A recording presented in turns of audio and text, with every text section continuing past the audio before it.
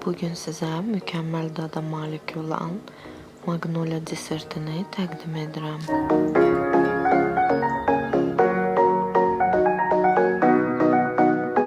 İlk öncə südə şəkər, yumurta, un, kraxmal əlavə edib orta xodda bişirirəm.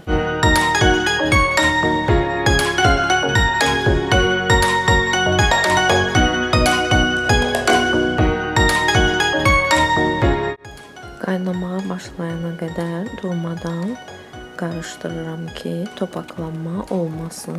Gördüyünüz kimi artıq kütlə qaynamağa başladı.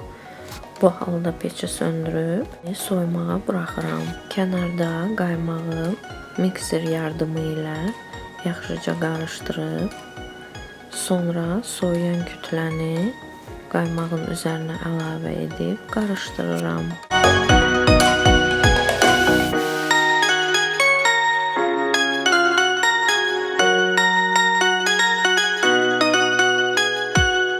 Bu desert üçün mövsümə uyğun meyvələrdən istifadə edə bilərsiniz. Bugün mən çiyələkli magnolia hazırlayıram. Kənarda peçenyanı rondo vasitəsilə xırdalayıram.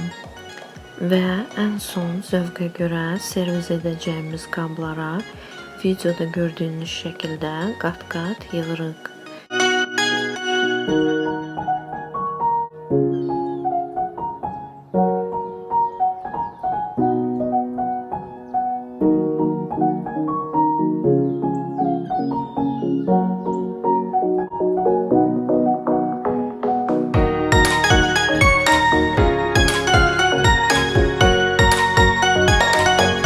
Üzerini zövqə görə bəzəyirik.